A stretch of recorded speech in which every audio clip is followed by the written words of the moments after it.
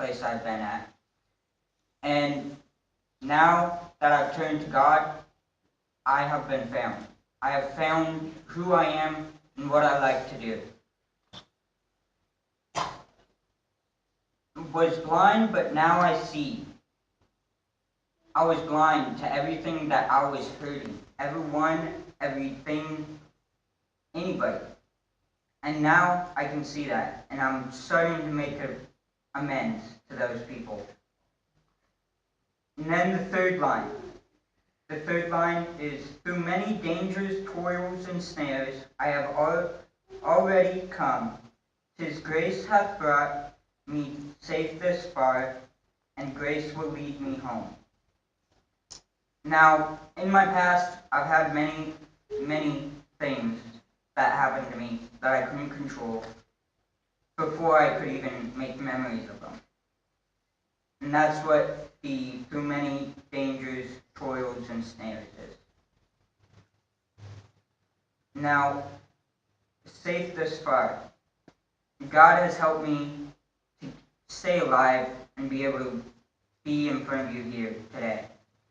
And just help me become who I am now. And grace will lead me home.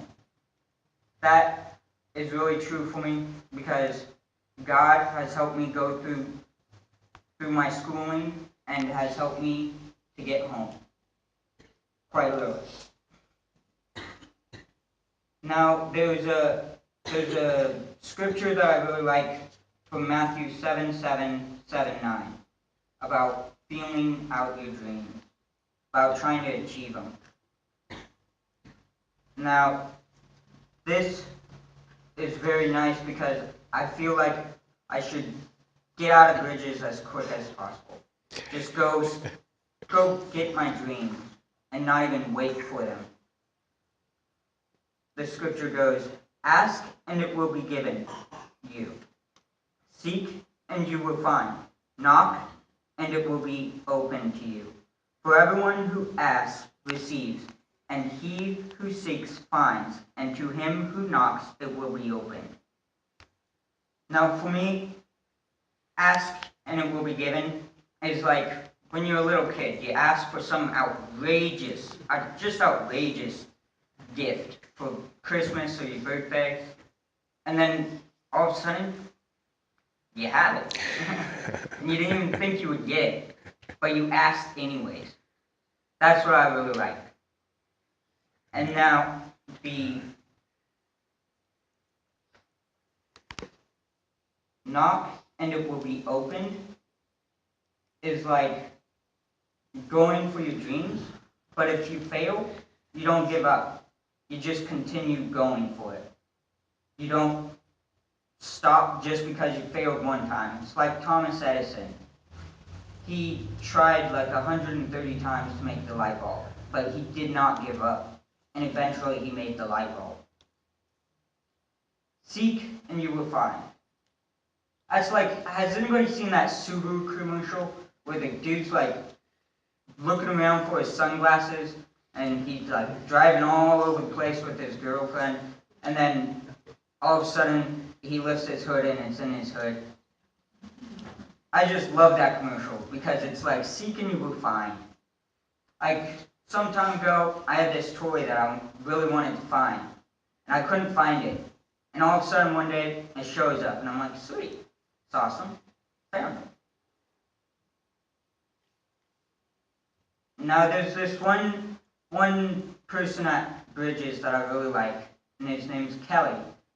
He's a full-time pastor now at his church in Bend, and he's really motivated me to speak up here, and he's helped me to find who I am. There's a quote I really like by him that he would always tell me every day. It goes, it's easier to ask for forgiveness than it is to ask for permission. Now that's kind of a joke also, because it's just like, ask for forgiveness because you did something you know you probably shouldn't have, but it might be in the better interest of others. That's the way he made it sound to me, at least. And he's helped me with that, because before I wouldn't even have asked to try and do this. And when my mom asked me if I wanted to, before I even knew it, I said yes. And I was like, right after that, quite literally, I was like, oh crap, whatever, I just got myself.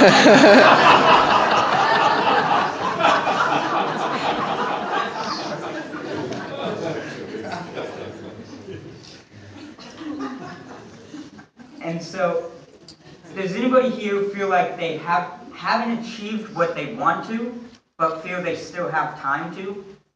Anybody? Sure. Yeah. Well, if you let God in, like I did, then you might be able to still achieve those things, even if you think there's not time to. Like, when I get out of Bridges, I'm going to go enroll for a PCC soccer club, because I love soccer and I want to do it. Now, my dad just gave me a great idea of maybe coaching soccer.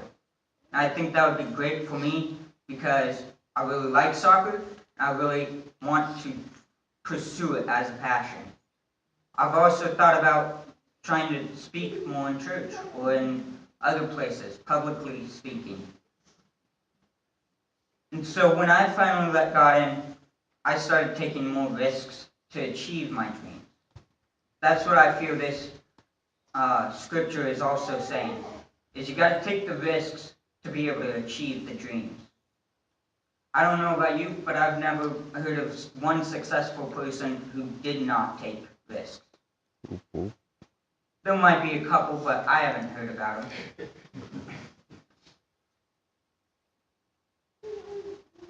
Now, God, for me, I feel like He used me to try and build courage with others and help others out.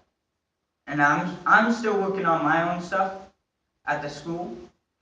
And so once I get all that stuff straightened out, which will be never, but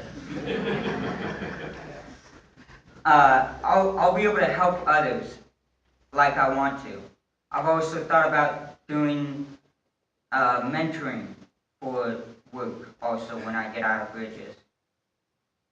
Now there's a Michael Jordan quote I really like that just rings true to me. Some people want it to happen. Some wish it would happen. Others make it happen. Now for me, that really rings true, because I was a wanter at first.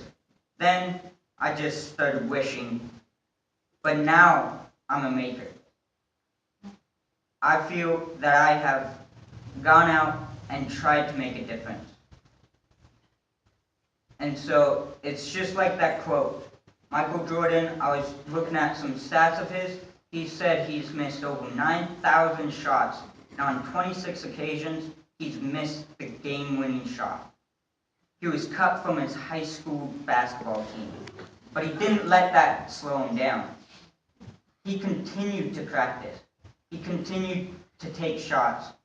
Even if he knew he would miss, he would take it.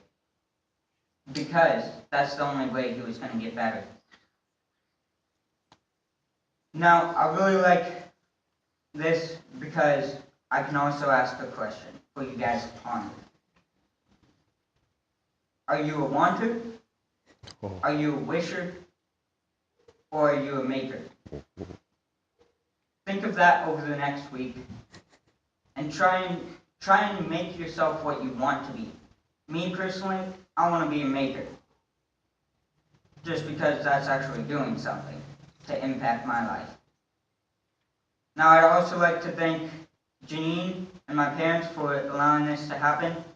I'd like to thank you all for listening to me.